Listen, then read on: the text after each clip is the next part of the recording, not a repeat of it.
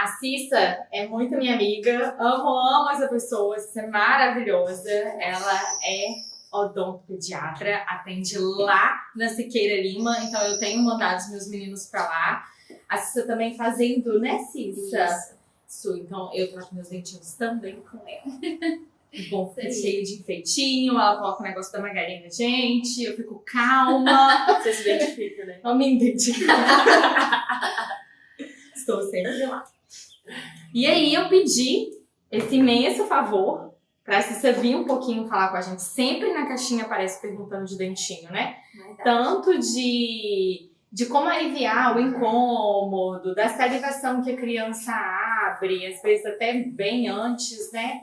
Quanto o que fazer, como escolher a pasta, como escolher a escova, qual quantidade de usar, quantas vezes ao dia, o menino não abre a boca, o que fazer? Eita, descarregou agora.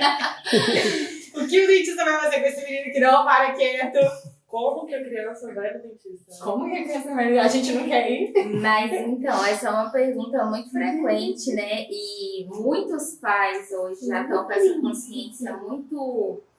Estão começando, na verdade, né? Porque já está muito enraizado na gente essa questão de que só vai no dentista quando tem alguma alteração, algum problema. Às vezes também, Cissa, tem pais que acham que não precisam cuidar do dente de leite, Tem. né? Do dente temporário. Tem gente que Mas pensa aí Vai cair. muita gente não sabe. Vai cair mesmo, vai embora. Mas criança de vez em quando Também é necessário. faz. Achei chocante essa informação de criança cascarrada. Precisa fazer. Então, é uma questão que a gente está mudando, né? Esse pensamento, é cultural, né?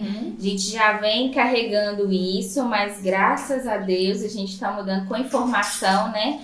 Esse meio aqui é um meio de a gente levar informação, de a gente chegar nas pessoas e as pessoas começarem a conscientizar. Chega muito bebê no consultório por consciência, né, de que deve ir ao consultório, ao dentista, desde bebezinho. E assim, o que eu mais escuto dos pais é: nossa, me falaram que eu sou louca, né, que eu sou louca, as mães falando, que eu sou louca, que esse menino, né, pra que eu vou levar esse menino no dentista e estou gastando dinheiro à toa. Então, assim, eu acho que o sonho nosso da área da saúde é trabalhar mais com prevenção do que com tratamento, né? Exatamente. E quando a gente fala em prevenção, a gente fala justamente em não esperar alguma coisa acontecer pra você procurar um profissional. Muito pelo contrário, né? Você vai antes que aconteça pra que não aconteça. E quando que seria, então, indicado a gente encaminhar essas crianças para ir pela primeira vez no dentista? Tem que esperar o dentinho, é bom esperar mais uns dentinhos, ou antes do dentinho, quando que seria? Então, a gente coloca como uma marca, assim, base. Claro que cada indivíduo reage de uma forma, cada criança, cada bebê tem suas necessidades, algumas alterações que podem acontecer antes, mas no geral é no surgimento dos primeiros dentinhos, né? Esse momento aí é um momento marco para procurar um odontopediatra para orientações em relação à higiene, né, aos cuidados. Alguns pais procuram antes, né, porque às vezes esses desconfortos geram aí uma série de transtornos e o pediatra ele já dá muitas orientações, mas muitas vezes tem essa necessidade de às vezes ir para um profissional para poder dar outras orientações ou complementar isso aí para ver se alivia, né? Eu acho que é a mesma coisa com o pediatra também, né? Igual quando a gente pede para vir na consulta de pré-natal, essa consulta de conhecer, de criar vínculo, de saber para onde que vai, a quem recorrer quando acontecer alguma coisa, quando tem informação tipo de qualidade mesmo, né, do profissional que estudou para isso, de quando que atrasa a dentição, o que fazer nos traumas orais. Então eu acho importante até esse vínculo de ter para quem recorrer. É a questão que você falou, é muito importante, porque a gente está falando de criança, né? Criança, naturalmente, ela já tem muito receio, muito medo do que é novo, do que é novidade para ela. Então, imagina, uma primeira consulta ao dentista. Eu nunca fui ao dentista, é novidade para mim, não conheço essa pessoa. nunca vim aqui nesse lugar.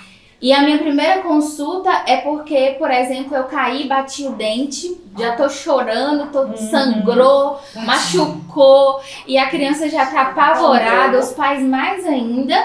E aí, nesse cenário, ela é levada ao dentista pela primeira vez. Ela vai te conhecer. Entendeu? Então, assim, mais traumático. muito mais traumático, muito mais difícil, né, para fazer um condicionamento do comportamento dessa criança nessa circunstância, do que se ela for menorzinha, talvez para um atendimento menos invasivo, um atendimento mais tranquilo.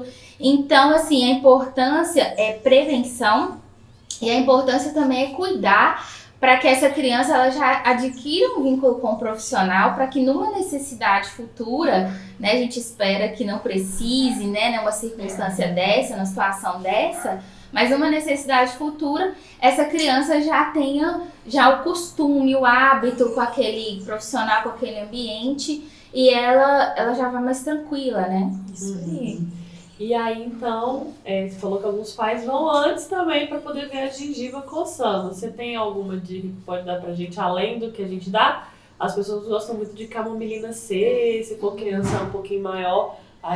Eu passo muito fruta, mais geladinho, os mordedores gelados. Né? Mas eles ficam sempre muito angustiados quando esse dentinho... Na verdade, começou a mão na boca, já acho que é dentinho. Algumas vezes é mesmo, né? Algumas vezes é. E aí eles já pedem, ficam angustiados, querendo mais coisas para aliviar esse início de dentição. Eu, particularmente, não tive nenhum problema com nenhum dos meus dois. Isso varia demais, né? Tem crianças, tem bebês que realmente não apresentam alterações nenhuma, assim, evidentes, né, de irritação, mas alguns bebês, e assim, acho que a maior parte deles manifesta algum sintoma, né? E basicamente é isso que vocês estão falando. A gente sabe que as crianças, ela têm algumas alterações, algumas fases, algumas dificuldades no desenvolvimento que elas têm que passar por elas, né? Exatamente. E tem que passar, a gente realmente tenta fazer de tudo para aliviar esse processo, mas é um processo que ela precisa passar. E cada organismo é único, né? Cada indivíduo é um. Então, cada um vai passar do seu jeito. Tem crianças que realmente ficam mais irritadas.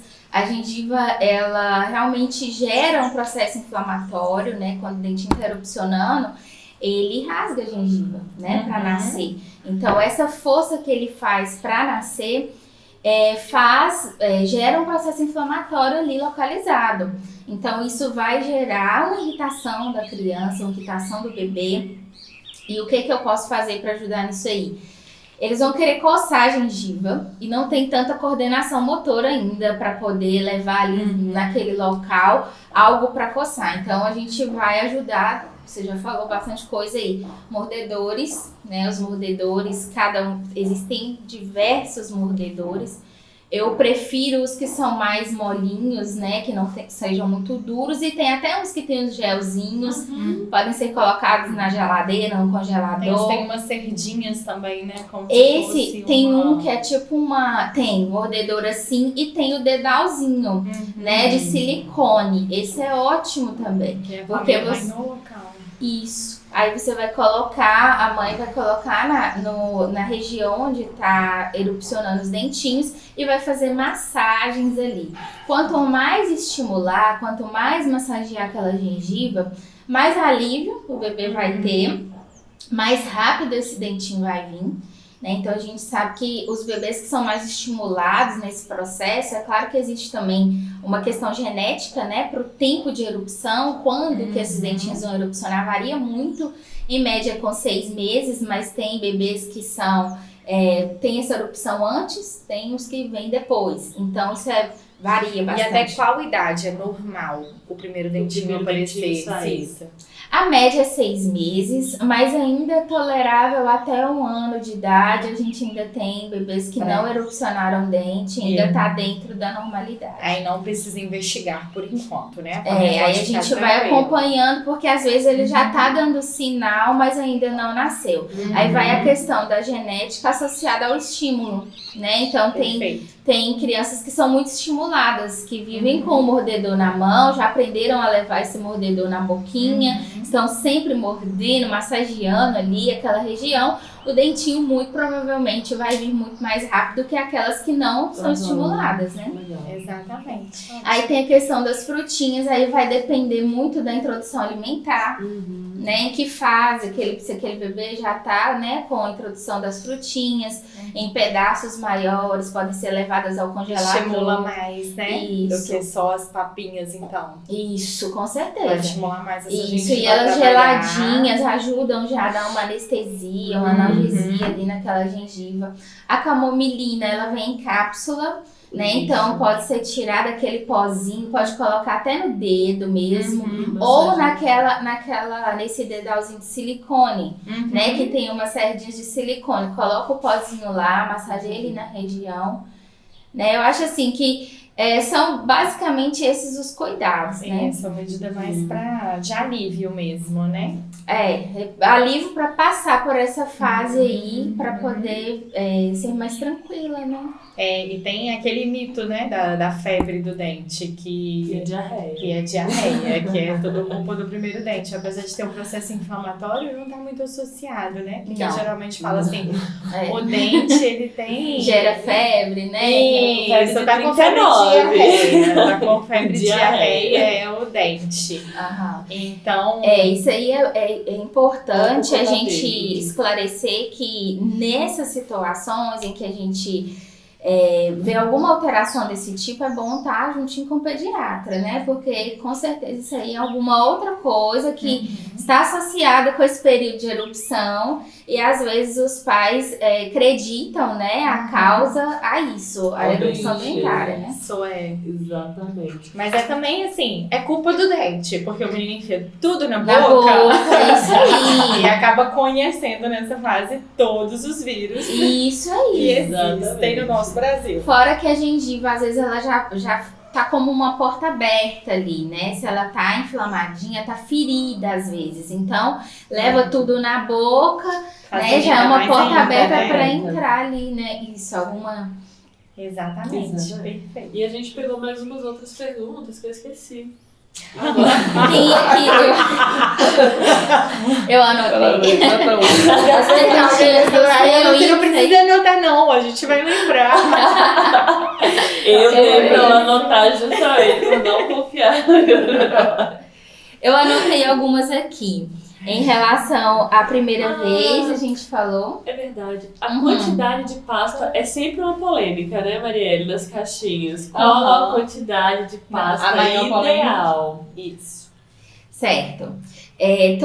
Toda criança tem que ter também esse acompanhamento até para isso. Né? Até para a gente poder indicar a quantidade de pasta. A gente tem uma média de acordo com a idade, mas isso vai depender muito do desenvolvimento de cada criança. A questão de cuspir é um fator importante que a gente avalia, né? Tem criança que não sabe cuspir. É algo que eu sempre converso com os pais nas consultas, de estimular, né, a cuspir a pasta, a não engolir a pasta.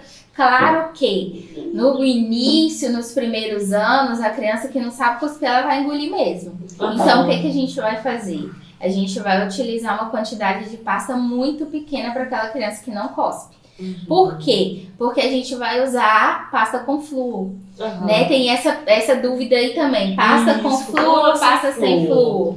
Né? A gente sempre recomenda pasta com flúor. Pasta sem flúor não previne cárie. Então a gente vai sempre recomendar pasta com flúor.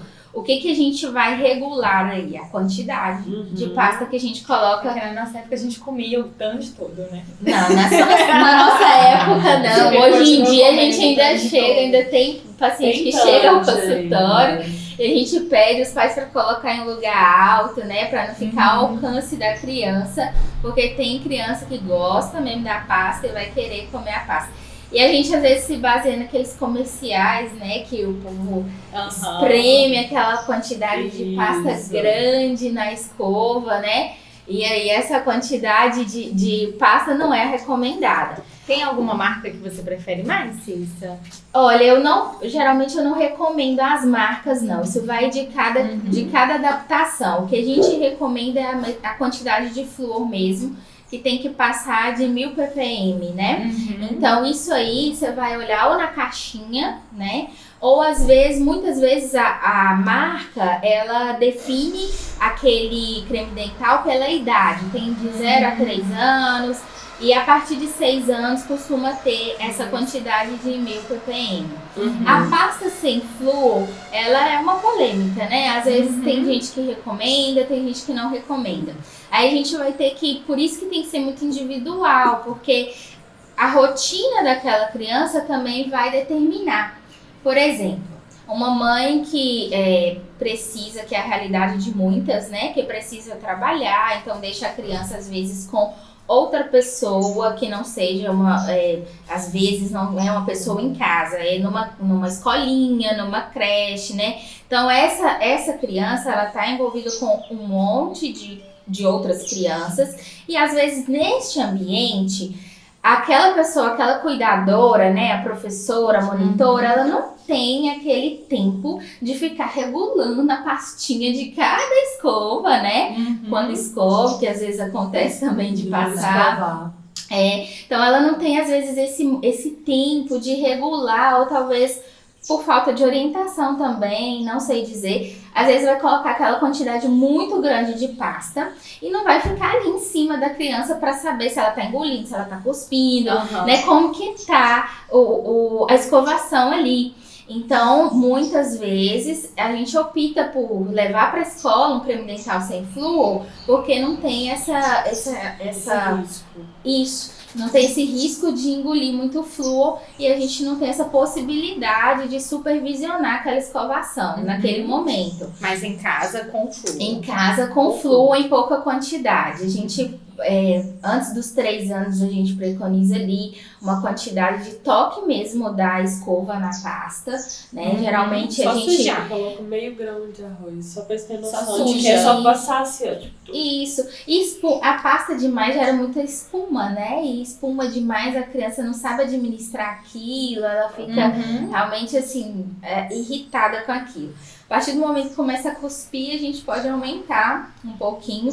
No geral, a gente vê colocando a pasta na escova, mas o ideal eu acho que ainda seria espremer um pouquinho a pasta e a escova buscar um pouquinho da pasta. Dá para regular muito melhor. Quando a escova busca a pasta dentro, né, do recipiente do que a gente espremer lá na escova, né? Então dá para regular melhor. Então a quantidade é realmente muito pouquinho. A pasta a gente tem que entender que é só um auxiliar, né, a escova que vai fazer essa limpeza, ela que vai fazer essa limpeza mecânica mesmo, né, de desorganizar a placa que está sobre a superfície do dente, e a pasta vai nos auxiliar nisso aí. E aí, então vai ser qualquer pasta, desde que seja acima de 1000 ppm de flúor. Isso. Tanto até se não tiver escrito que é infantil. Isso, tem as pastas de adulto, também podem ser usadas para criança, mas no geral elas têm uma refrescância maior, um sabor que a criança estranha. Né? Tem criança, esses dias a minha Bianca, ela usou a minha pasta, ela falou assim, nossa, mas essa pasta é muito apimentada. Apimentada foi a forma dela falar, né, que essa pasta é estranha, o sabor dela é estranho para ela. Então a criança vai se adaptar mesmo com as pastinhas de morango, de uva, tutti-frutti, né? Não tem problema. A gente só tem que regular mesmo e ver o quanto tá engolindo daquela pasta, estimular a cuspir, né? Tem que cuspir, não pode engolir. Ah, mas o meu filho não sabe cuspir ainda. Mas em que momento ele vai começar a cuspir? Você também não sabe. Então, estimule, demonstre enquanto você estiver escovando. Que em algum momento ele vai assimilar aquilo, vai começar a fazer. Pra levar ele pra ver, né, a família escovando os dentes, os pais. Vende, mas porque vê que arrasta, isso. Vê que é um processo natural, que é uma coisa natural, como se sentar para alimentar. Isso. Então a criança vai colocando isso. Aqui que eu achei muito interessante. Ela falou que as 2 filhas, ela tem 2 filhas, uma de 4 e uma de 9. E os dentes de leite, eles vão quebrando os pedacinhos, as pontinhas. Que ela disse que não parece ser cárie, que eles são branquinhos e que fazem a escovação desde pequeno. Mas os dentes vão quebrando. Isso aí a gente vai ter Tem que que ver. investigar o que pode ser. Talvez tá quebrando, como que acontece? Quebra, você vê aquele momento que ele tá quebrando, Esfoliando. um dia você descobre que o dente tá quebradinho. Será que essas crianças podem ter, que é uma coisa que tá muito frequente também, o bruxismo, o apertamento, ranger de dente, e por isso tá com as pontinhas desgastadas? Tivemos muita pergunta de bruxismo, inclusive, né? Quando que a criança que range os dentes, né, à noite, na caixinha de pergunta, eu tive muita. Criança de 6 anos, 7 anos, rangendo os dentes. E até onde, né, a gente esperaria essa normalidade, ou se a gente já tem que levar, já que a criança ela não usa plaquinha, né, para poder dormir. Normalmente elas não ficam, né? Pelo menos eles têm que mas essa normalmente elas não dificuldade, ficam. a gente tem essa dificuldade porque a criança também está no processo de crescimento, e esse processo de crescimento não pode ser limitado. A placa ela é estática, né? Na verdade, existem outros tipos de placa que podem ser ajustadas com o crescimento da criança, né? Mas aí a gente tem que trabalhar com essa criança o uso dessa placa, né? E isso aí a gente vai avaliar quais os transtornos que estão causando, né? A gente tem que investigar a causa disso aí. O bruxismo está muito relacionado também a problemas respiratórios, né? Então a gente tem que investigar se tem alguma relação, se a gente pode tratar essas outras causas identificadas, se ele vai amenizar, a gente tem, um acompanhamento mesmo, né? Não tem regrinha para esse tipo de tratamento, né? A gente tem que investigar, conversar e ver a melhor forma. Entendi. Esses dentes quebradiços aí podem ser o bruxismo, né? A gente talvez tenha alguma alteração de esmalte, pode acontecer de ter alguma alteração na formação desse dente que deixou esse dente mais enfraquecido, né? Então tem que fazer realmente um exame clínico aí, ver direitinho o que pode ser. E a escova, Cissa? Como é que a gente faz para escolher a primeira escovinha? A escovinha, a gente sempre vai olhar, a primeira coisa que a gente vai olhar é o tamanho, né? Existem as escovas recomendadas, no próprio rótulo da escova vem ali a idade certinha, né? E isso aí também a gente tem que personalizar. Tem que ver o tamanho da boquinha de cada criança, né? Porque crianças têm uma média, mas os tamanhos variam, o desenvolvimento é único, né? Então, cada criança tem o seu tamanho. Então, isso aí é testando mesmo. A escova tem que ser uma cabeça muito pequenininha. Essa cabecinha tem que conseguir ser levada até o fundo da boca, em todas as regiões da boca. Sem incomodar, então, sem incomodar, sem causar... Isso, eu ia falar isso agora. Realmente, a criança, ela tem muita criança que tem essa dificuldade. Então, às vezes, a escova que tá grande demais pra boca dela.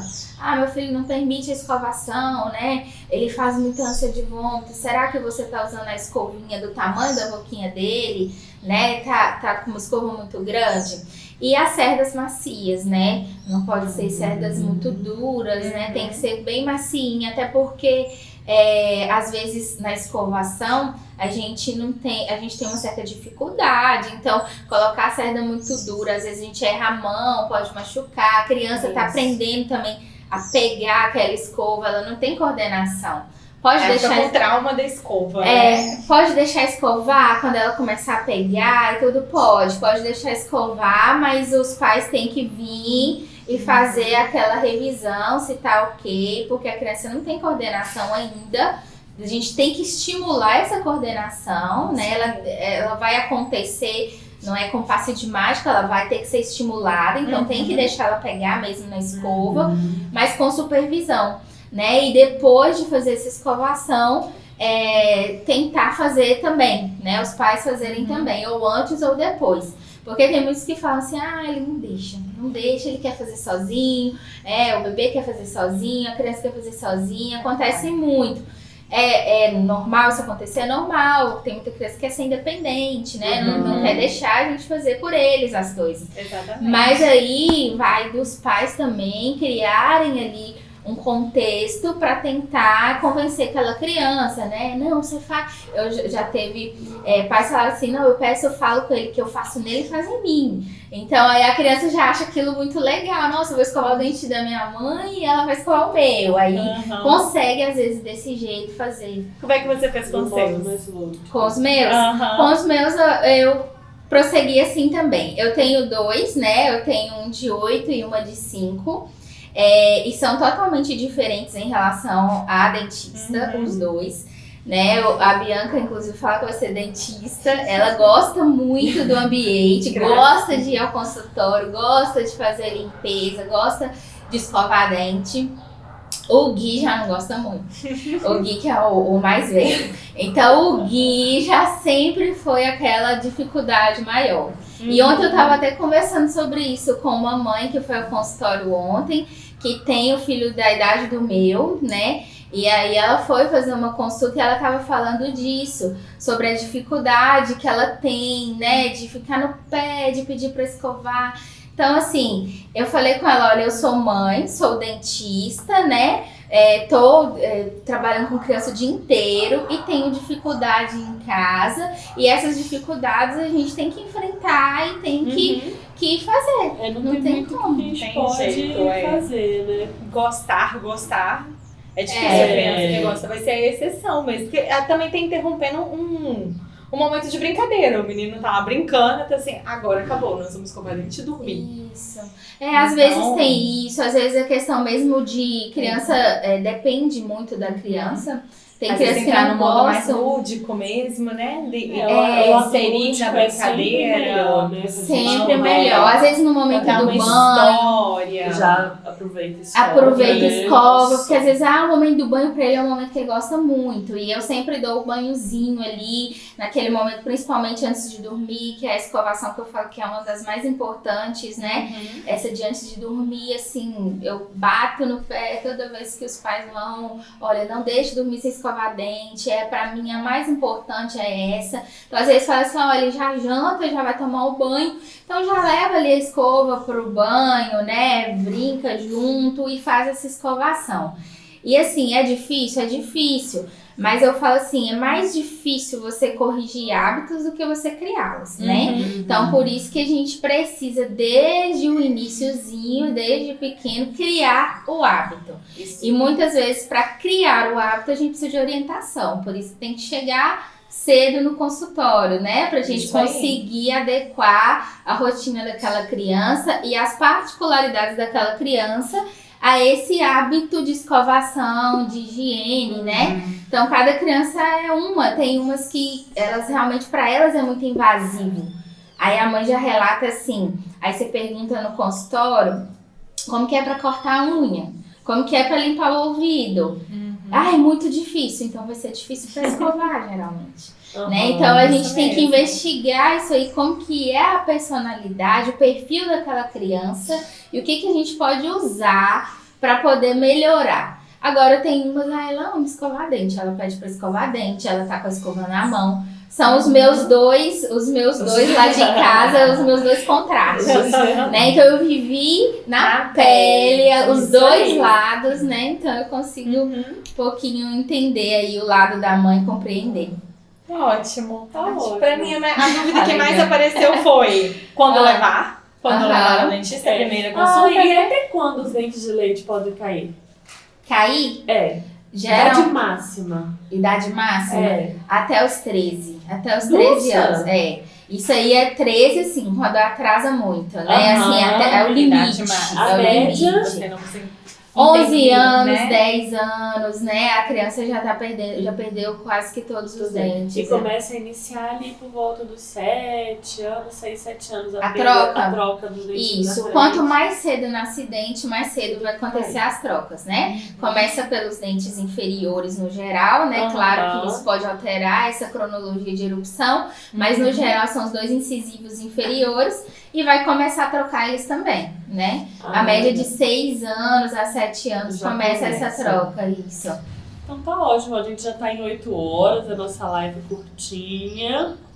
Só mais alguma dúvida? Acho que tem uma dúvida minha também de manchinha branca.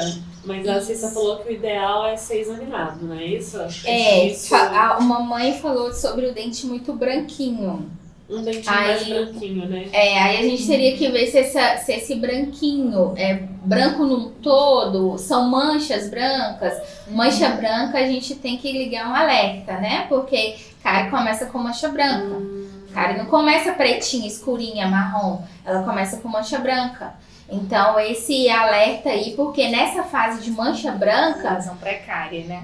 Oi? É uma lesão precária. Isso. Já é lesão. Essa lesão de mancha branca, muitas vezes a gente consegue barrar isso aí, né? Estagnar esse processo carioso para não virar cárie, né? Não progredir a ponto de precisar de remoção, restauração. Então, nesse momento aí, muitas vezes a gente consegue... a gente lança mão de alguns procedimentos no consultório ou investiga mesmo o que tá de errado pra gente poder melhorar pra estagnar isso aí, esse quadro. Boa pergunta. Antibiótico e ferro, mancha dente? Antibiótico, mancha dente não. Não mais, né? Não, Acho que não mais, isso. Os antibióticos bem mais antigos. antigos. Tetraciclina. Ciclina, que nem se usa mais. Isso. Mas Hoje em já dia tinha. não mais. Tá muito associado, tem gente que associa, meu filho usou muito antibiótico, por isso ele tinha muita cárie, né? Eu acho, assim, na verdade, a associação é mais, assim, com essa questão de, às vezes, o antibiótico ser usado no período da noite, às vezes não fazer uma higiene pós o uso, e para crianças são docinhos, né? São adocicados, então favorece o aparecimento de cárie, porque fica o resíduo. Isso, ali em boca, né? E o ferro, ele escurece sim, ele mancha dente sim, às vezes ele impregna, dá umas manchinhas. Mesmo as novas formulações, Cissa? As novas formulações já estão melhor. O sulfato ferroso. O sulfato ferroso. E aí aí tem aquela orientação de jogar mais pro fundo, né? Tentar administrar mais pro fundo da garganta, lá atrás, né? Ou com uma seringuinha jogar mais lá atrás, sem que faça o contato com a superfície do dente, né? É muito difícil, né? Muito difícil. Ele é muito ruim, o sulfato ferroso normalmente tem um gosto muito ruim. Então, às vezes é melhor, né, trocar o tipo de ferro por um mais palatável e que seja... Isso aí que vocês entram. Aí vocês entram, né? Geralmente eu coloco ferro na hora do banho, porque mancha a roupa. Mas com as últimas formulações eu não tenho notado o escurecimento de dente de ninguém. Não. Eu tenho uma mãe que entrou aqui agora, que tem um pacientinho meu, que é o Davi, que ele tem uma leucemia e ele foi pro transplante. E a mãe tá falando agora que ele começou a ranger os dentes e que se pode estar ligado ao estresse. Dani, ela falou ela falou um pouquinho antes da live, acho que você não tava, mas com certeza pode estar ligado ao estresse. Com certeza. Foi um processo bem difícil. Toda a trajetória de tratamento do Davi foi bem intenso, né? E o transplante também é um momento crítico, sabe? De estresse também. Com certeza. O bruxismo está relacionado, sim, a fatores emocionais, né? Essa questão, né, Mari? A questão, com certeza. Gente, então já são 8h07, a gente estendeu um pouquinho aqui com a Maria Cecília.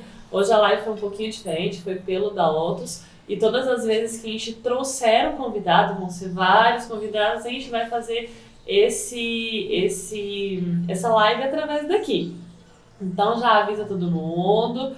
Vou agradecer a todo mundo que ficou, as dúvidas, todo mundo que mandou a caixinha de pergunta pra gente responder, pra Maria Cecília.